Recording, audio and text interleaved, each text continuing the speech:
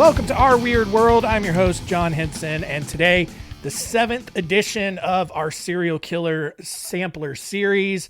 3 stories, as always, and not going to waste a bunch of time here because they are pretty big stories, so going to jump into it. We're looking at the stories of John Edward Robinson, Charles Sobhraj, and our first story will be of Peter Sutcliffe.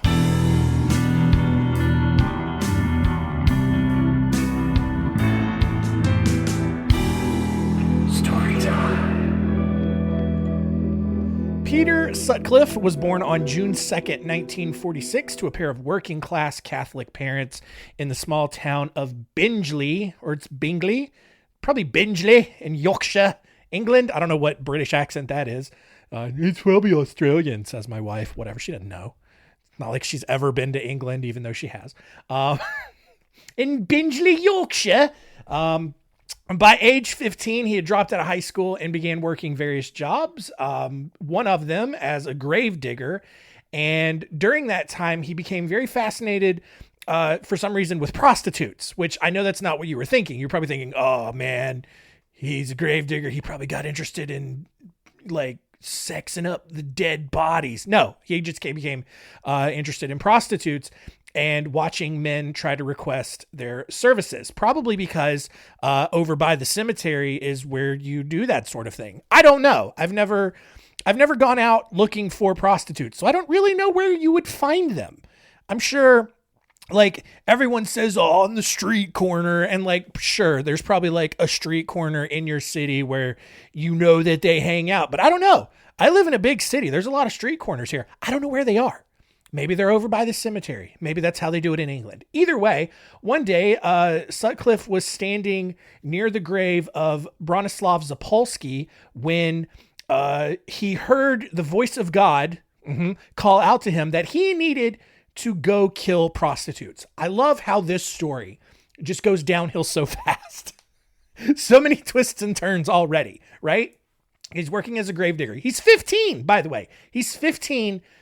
And he's watching these dudes try to solicit women for the sexes. And then he's standing by this Polish dude's grave. I'm assuming it's Polish. Dude, his name was Bronislaw Zapolsky. And he hears God say, yo, Peter. I don't know why God talks like that, but he does. Go kill some hookers, man. And then Peter was like, yes, God, I will do that. However, despite all of that, Peter otherwise seemed relatively normal. He was a little antisocial, but that was about it.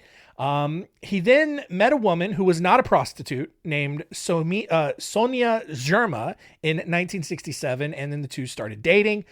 Even though he was in a relationship, he was still really fascinated with the idea of prostitution and took that fascination to a new level when he himself started soliciting them for their services. And then when one lady conned him out of his money, Peter decided to start getting revenge and I guess like start listening to God. So in 1969, thinking that he had found this prostitute who had stolen from him, he assaulted a woman, hit her over the head with a stone that he had put inside of a tube sock. So pretty classic, right? Just drops a rock in a sock and slings it at this woman's head, takes her out. The woman survived though, called police, but when police visited Peter the next day, this prostitute had decided to drop the charges and just move on because she is a prostitute. So what she was doing was illegal. She can't admit to doing things that were illegal. Otherwise she would get in trouble too. So she had to drop those charges.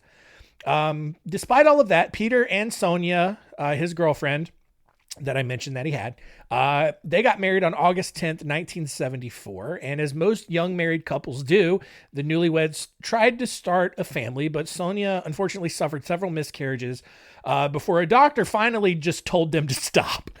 Like, it's never going to happen. Which, like, I don't know why I'm laughing at that, but it's just like, at what point do you just give up, right? It's like, all right, Sonia, this is your 8th miscarriage. It's just not going to happen for you guys. All right. You need to stop. Just stop doing this for your own mental health. Really. That news apparently did not sit well with Peter, who then went out and assaulted 3 different women in various places around England. On October 30th, 1974, Peter attacked Wilma McCann in Leeds. He hit her twice with a hammer and then felt it necessary to then stab her 15 times. Despite 150 police officers investigating this case and conducting 11,000 interviews, they never could figure out who had killed Wilma.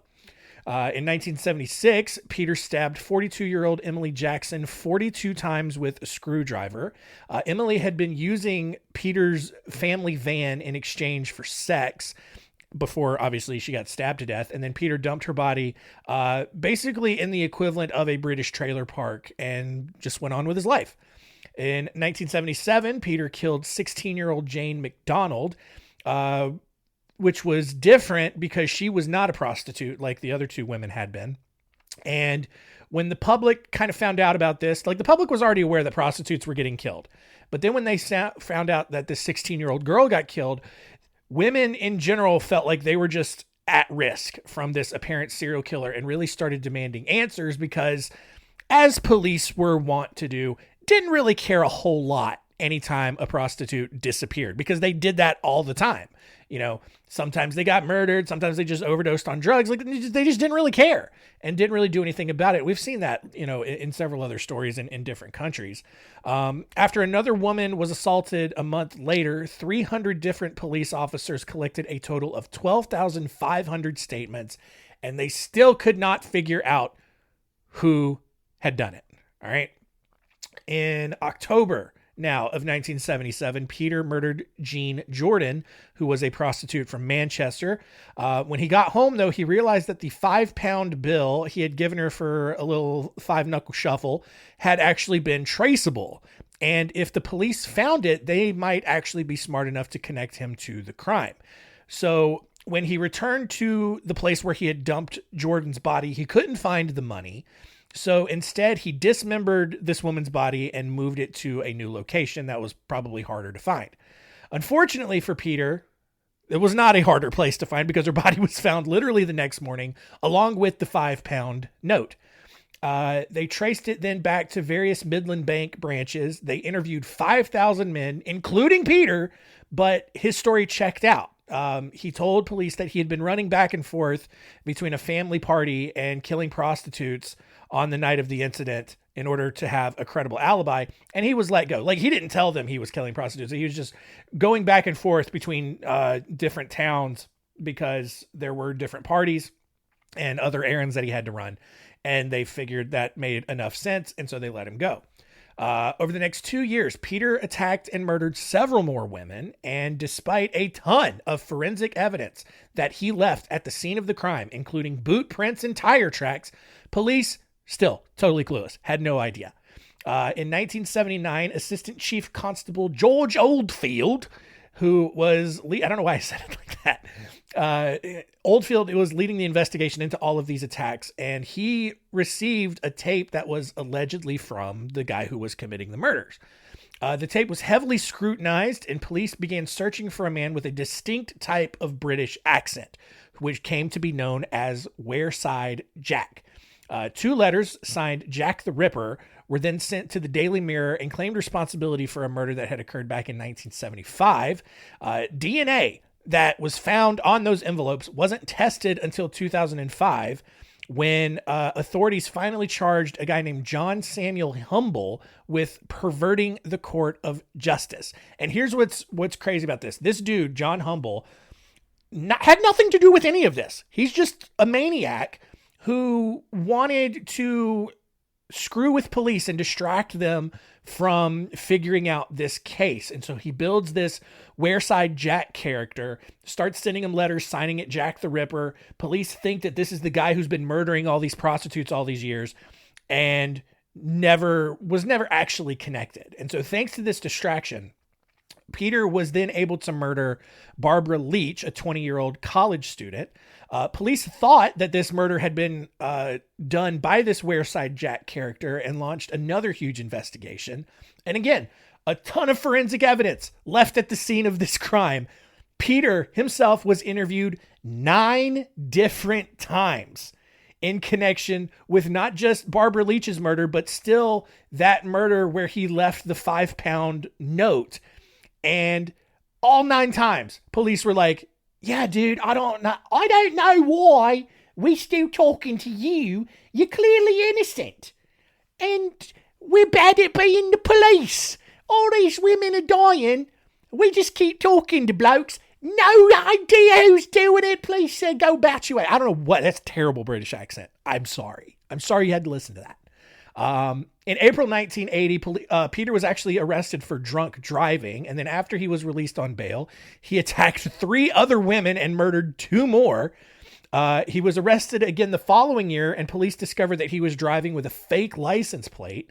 He was again questioned in a relation to all of the murders that had been happening. But Peter was just like, yeah, I have no idea what you're talking about. I don't have anything to do with that. And police were just like, yeah, you're probably right. Go on. And they let him go. However, police had started to really kind of not be fully convinced that Peter was innocent. After all, like, they had interviewed this guy more than 10 times regarding a dozen different murdered women. And eventually someone in the police department figured that there was probably more to this and decided to investigate him further. They got a search warrant, searched Peter's home, and found a variety of murder weapons such as hammers, knives, and rope, which, granted, everyone has hammers and knives in their home. All right. You can walk into anyone's house and craft this story about all these murder weapons you know how many murder weapons I have in my house right now? I've got knives. I've got all kinds of knives. I've got a hammer. All right. I've got an axe. You guys. That's a murder. I have a chainsaw. All right. I have a katana. Little out there. I get it. All right. Kind of a random thing to murder someone with, but you could still consider it a murder weapon. All right. And so any random dingling police officer could just come in my house and concoct some crazy story about how I've murdered all of these women around Charlotte based on random things in my house that could ostensibly be a murder weapon. I haven't done any of those things. So I don't know. It's enough. Like, apparently there was enough suspicion though with these items in Peter's house to charge him with 13 different murders. Peter pleaded not guilty, not because he didn't actually murder them, but he then just said that he was God's instrument to carry out God's will. It was God's will for those prostitutes to be murdered because mysterious ways, I guess. He did, however, plead guilty to 7 attempted murder charges, which I guess were not part of God's will. That was Peter just going rogue or whatever. Despite his defense's efforts to play the insanity card, Peter was convicted of everything and given 20 consecutive life sentences in 1981. Although he was eligible for parole after 30 years, the High Court issued a whole life tariff, which means that he would never be released. And he died in prison on November 13th, 2020 at age 74.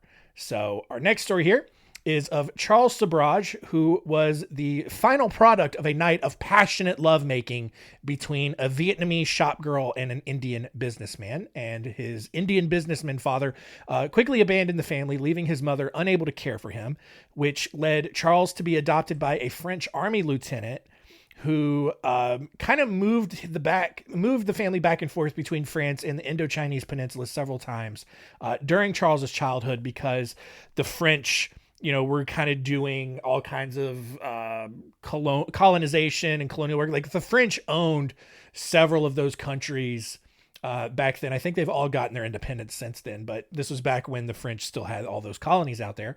As a teenager, though, Charles began committing petty crimes that eventually landed him in a French prison. During his time in French prison, Charles befriended Félix d'Escon, a wealthy man who spent his free time volunteering at the prison. So Felix was not another inmate. This is this guy. He's volunteering at the prison, trying to help these inmates rehabilitate themselves. And once Charles was released, he moved in with Felix, and the two began running scams together. So, who knows? As Charles's wealth grew, he met Chantal Compagnon and asked her to marry him. And the same day that they were engaged, Charles was arrested for stealing a car and evading police.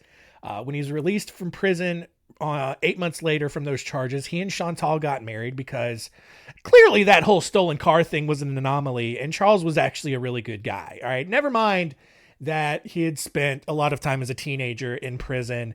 Never mind that on the day you got engaged, he was thrown in prison for 8 months. He's still a good guy. Yeah, I can change him, or however the French would say that stupid crap. Anyway, you get it. By 1970, Charles and Chantal were living in Mumbai with their baby girl, Usha. Charles continued his life of crime and was running a smuggling ring, and he had convinced Chantal to join him on his crime sprees and often used her to escape prison. So, I mean, look, I guess it's fine if she's in it and involved in it. He's not ruining her life anymore. She's making the choice to ruin it for herself.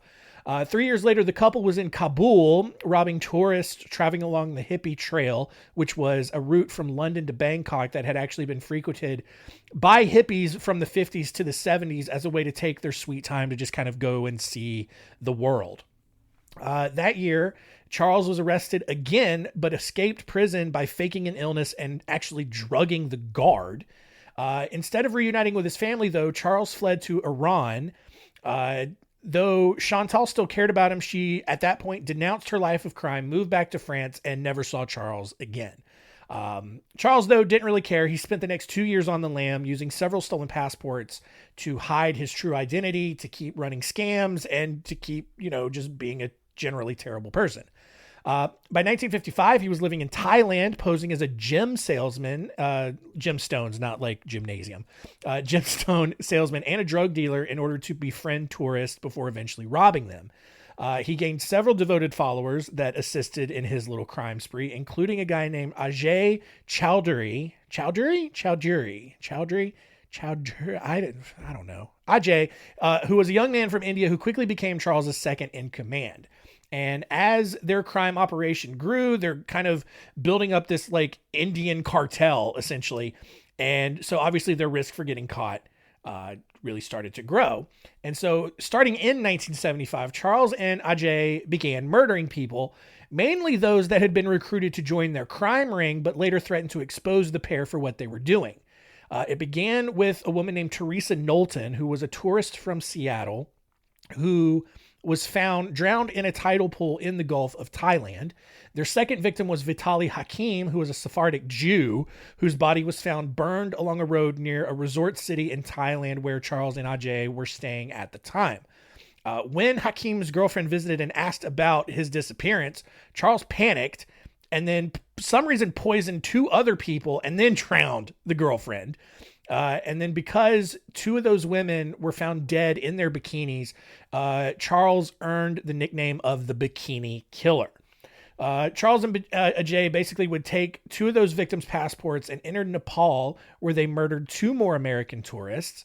And by the time the pair had returned to Thailand, a few of Charles's other followers had alerted authorities to their concerns that Charles was actually a serial killer. And by followers, I mean just like people that were working with him in his little crime ring, whatever they were doing, right? Like offering just cheap little knickknacks or doing cheaper tours or, doing all kinds of stuff. Basically scamming tourists in the areas, whether it was in India or Thailand or wherever. And then once people kind of found out about it, Charles would freak out and just murder them. So then at that point, like some of his associates, they were not comfortable with the idea of murdering tourists. And so then they started to try to get this guy taken out. Charles then fled to Paris, and police just did nothing. Like police in India, in Thailand, like they knew about it and they were just like, whatever, it's not our problem. So after laying low for a bit, Charles and Ajay went to Calcutta, India, where Charles murdered Avoni Jacob, an Israeli scholar, for no real reason except that Charles just needed a new passport. By 1976, the pair was back in Bangkok, where they were questioned by Thai police regarding the bikini murders. However, because Thailand in general feared a negative impact on their tourism industry, which is like one of the main ways they make money, Charles and his group were actually released, and police just kind of swept it all under the rug and tried to really keep it quiet. Dutch diplomat Herman Nippenberg didn't really care about Thailand's tourism industry and decided that he was going to start investigating these murders himself. After working with one of Charles's neighbors, Herman found documents from all of the missing victims, as well as various poisons that Charles had been using to kill them with. With this new evidence, Charles and Ajay were placed under surveillance as the group went to Malaysia to steal more gems for their scams. After Ajay was observed delivering stolen gems to Charles, Ajay was picked up and then he was never seen again. And no one knows if like they just killed him or they paid him to go disappear, whatever. Like no one ever heard from him again. Charles, or maybe Charles knew that he was being watched and killed Ajay. Who knows? Charles quickly replaced Ajay with 3 American women because American women are the easiest to manipulate. See all the cults ever. In July 1976 in New Delhi, Charles and his group poisoned one Frenchman and attempted to poison a group of French students by pretending to be their tour guides. That's a weird tour, right? It's just like, yes, hello, welcome to the tour of India. This is going to be great. We are going to go to the Taj Mahal. We are going to see other very nice palaces. Please enjoy this freshly made Kool-Aid that I have prepared for you. It is not poisoned at all. It will make you feel very good. It will help you enjoy the temples all very much. And hope you enjoy it. And then they drop dead. And I am so glad I was finally able to break out the Indian accent on the show. Haven't been able to do that before in an appropriate way. And I'm so happy there that we did that. So, here's the thing though. He didn't do this to all of his, tour, I guess, customers. He actually thought that he could build kind of a cult out of this. And he thought that he could gain followers by mildly poisoning them and then nursing them back to health. Right. However, the poison, which Charles had told them was just this anti-dysentery medication, started working faster than he expected, and the students began to lose consciousness and started falling out. That's just got to be such a weird pitch for them. It's just like, okay, hello everybody. I told you about this Kool-Aid. It has got a little bit of anti-dysentery medication. We have different water, different cleaning, purification standards might be very different where you come from, especially from America. We know the Americans have a pretty particular long time to adjust to the water. A lot of time they contract the dysentery, get the bubble guts just squirting all over the place. Very gross. We go do it in the river. You can't tell. But very uncomfortable. Charles, I do not want you to be uncomfortable when we are doing this. So we are going to give you this Kool-Aid. It has a little bit of the medication in it. You cannot taste it. And then, oh God, you're passing out already. Oh no, what am I going to do? Anyway, and so like he's freaking out. 3 of the students realized that this was not actual medication. They realized he's poisoning them. They attack Charles and call the police and get him arrested. 2 of Charles's accomplices quickly confessed to what they were doing, and the group was sent to a prison in New Delhi. I realized that Indian accent was going on for a very long time. After bribing officers and making his trial just a gigantic inconvenience for everybody by hiring and firing several different lawyers, Charles was only given a 12-year sentence for basically all of the murders. But once in prison, Charles then continued to bribe the guards and ultimately lived a more luxurious lifestyle than before he was captured. He freely talked about his murders, claiming that they were motivated by Western imperialism in Asia. And then 10 years into his sentence, Charles threw a big party in his prison cell for the guards and inmates that were there. And during this party, Charles managed to drug everyone with sleeping pills, which then just allowed him to grab the key and walk right out of prison. This dude's insane. Like, how he was able to pull this off is absolutely magical. However, here's what's crazy. Charles willingly allowed himself to be recaptured and then took another 10-year sentence because, here's the thing, had he been released after his original 12-year sentence was up, a pre-existing 20-year Thailand warrant would have been valid, and he would have been extradited to Thailand to face murder charges there. And if you know anything about Thailand, they don't mess around. All right. They would have like cut off all of his fingers and his wiener and like probably done, like probably like shaved off his nipples or something and then killed him. Like no prison sentence, even though probably a Thai prison isn't great either. So Charles would Charles Charles was so happy with his life inside the Indian prison because it was just like he got everything he wanted. And he figured like if he's going to have to stay in prison, he's just going to do it there. After his release from that other sentence on February 17th, 1997, that warrant from Thailand was no longer valid, so he couldn't be extradited. Indian authorities then let Charles go back to France, where he retired to a comfortable life.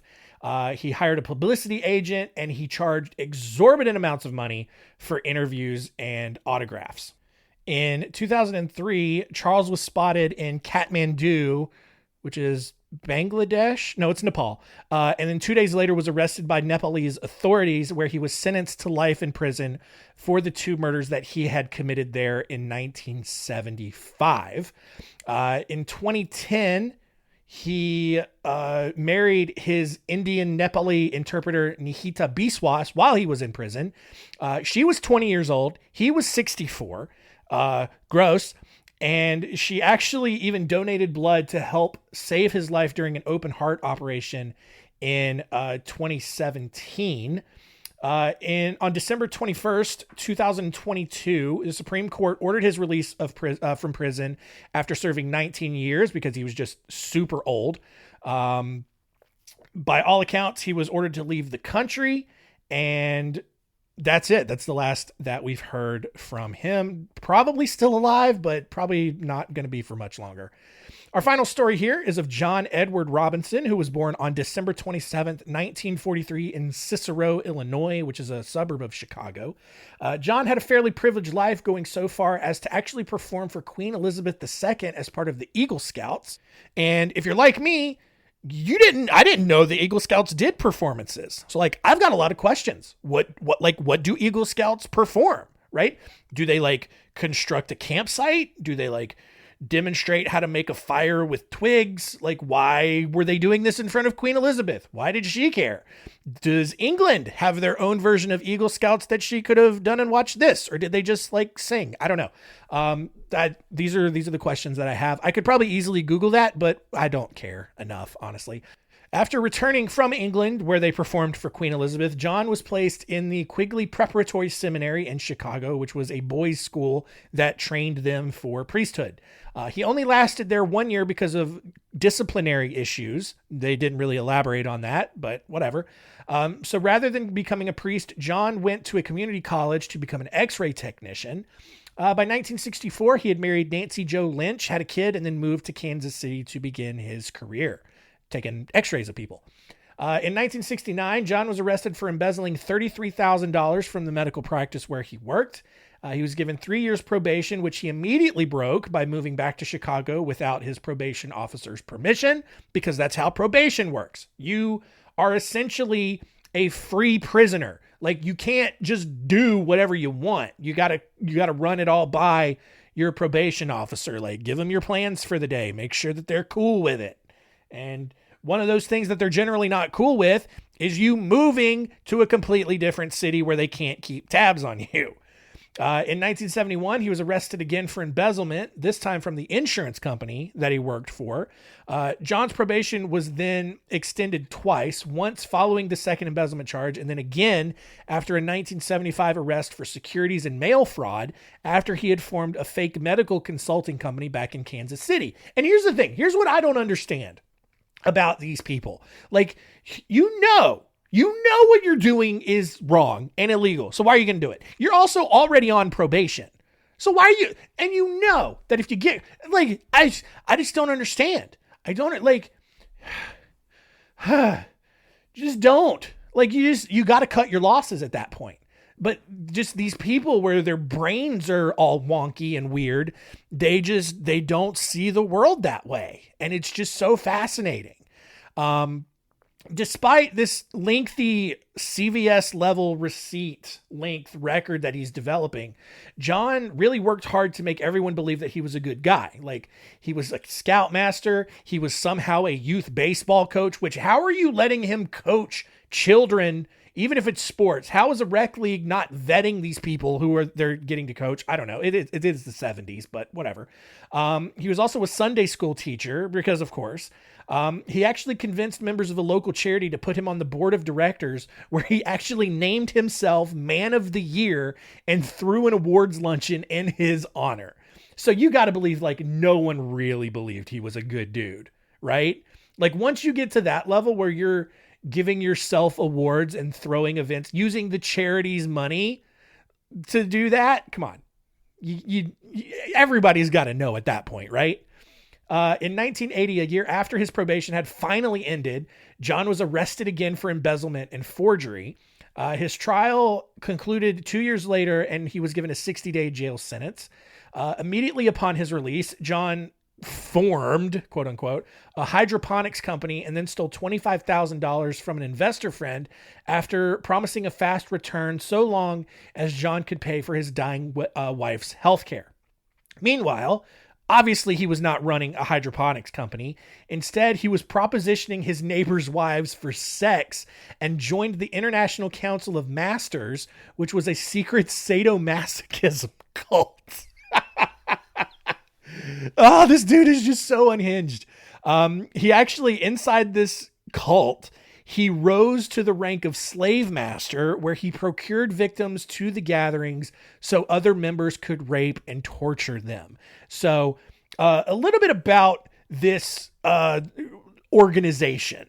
Not really going to find a whole lot out there about them because they don't want you to know a whole lot about them, because it's people like John Edward Robinson who recruit these unknowing people to go to this party, essentially, and then everyone rapes and tortures you until maybe you're dead or until you just, like, give up, and then they are done with you, and then you just don't talk about it anymore. So I don't know. Anyway, in 1984, John started 2 more fake companies and hired 19-year-old Paula Godfrey as a sales rep.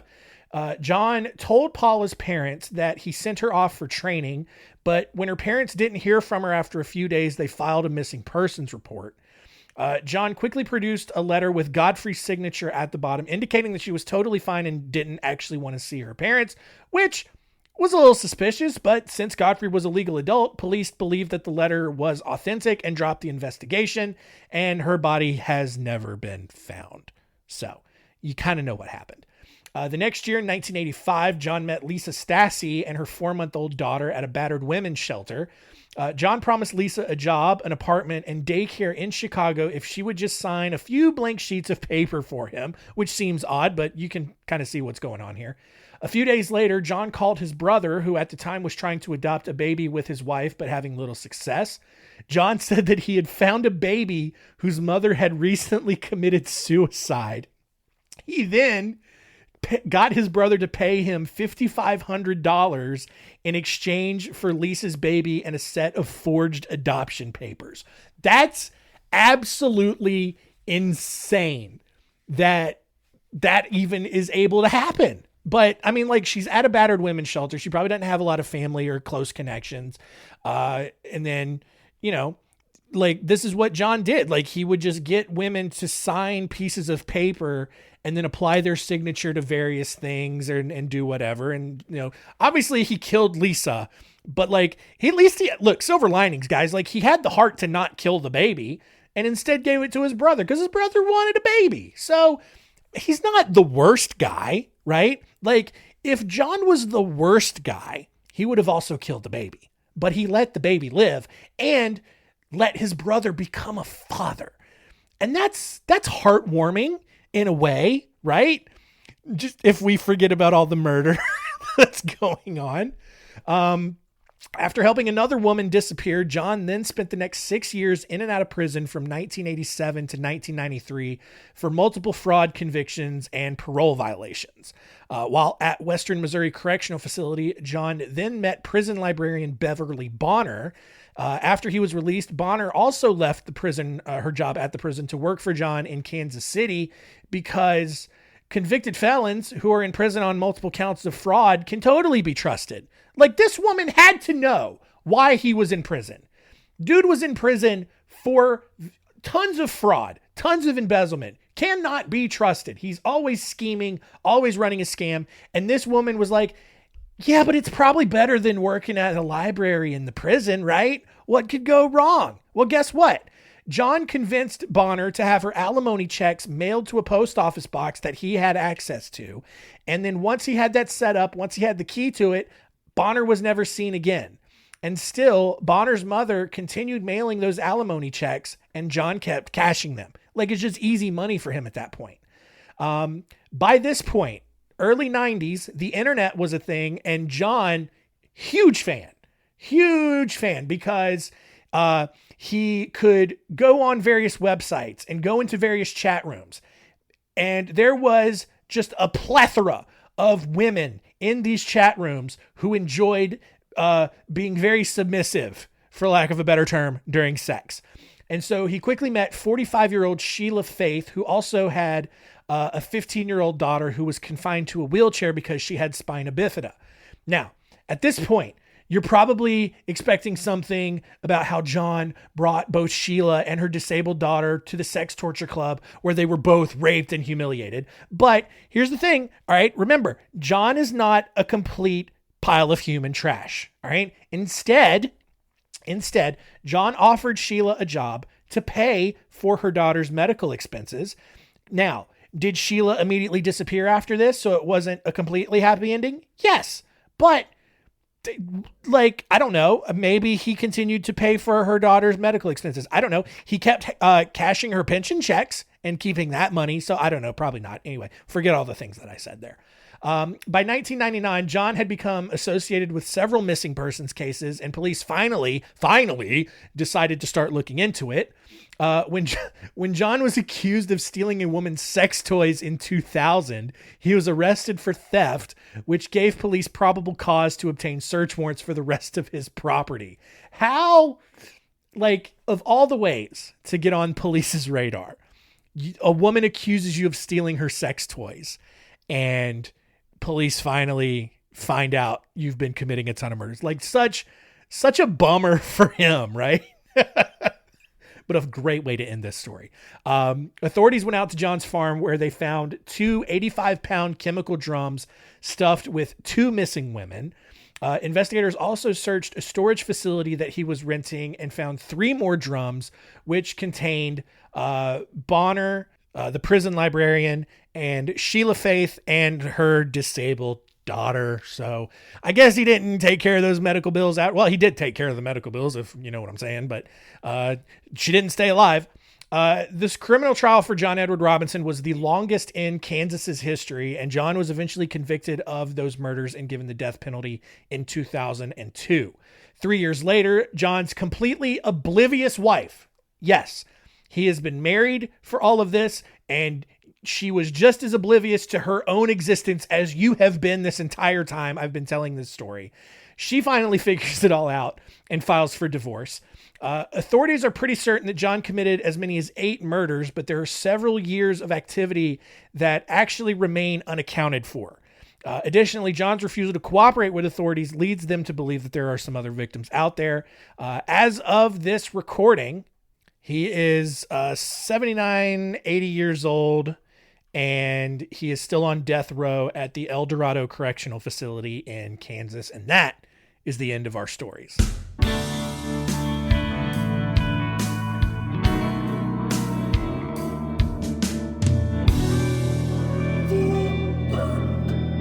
All right, serial killer sampler number 7 in the books. If you are interested in reading these stories about these guys and 97 other serial killers, you can check out my 100 Stories Serial Killers edition. There are 2 versions of this. These 3 stories are found in the first edition, and then I recently released the second edition earlier this year. Just all kinds of fun little nuggets about some serial killers along the way. So let's recap these stories and see what we learned today.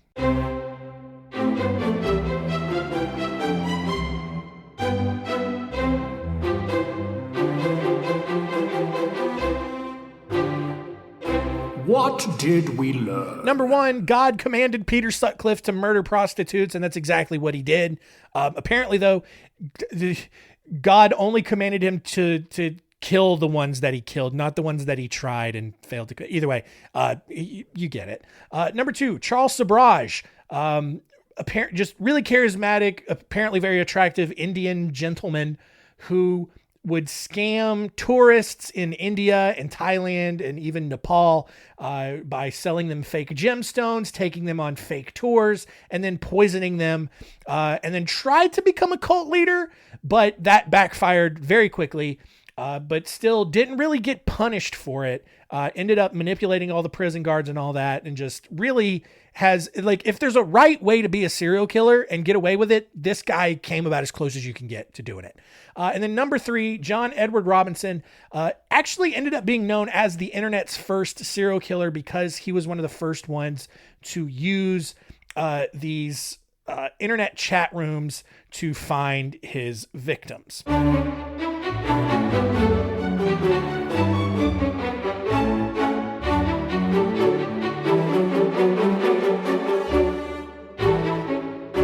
Next week on Our Weird World, kind of a strange way to come off of the Thanksgiving holiday with talking about more cannibals. Gonna have some fun there. Gonna have 4 different stories here of just some other cannibals from history. We're looking at the stories of Leonardo Cianciulli, Zhang Yongming, Stephen Griffiths, and Issei Sagawa. It's gonna be a big accent week next week. I can feel it coming. But that's going to do it for us this week. Thank you for continuing to listen. Keep telling all your friends and keep it weird.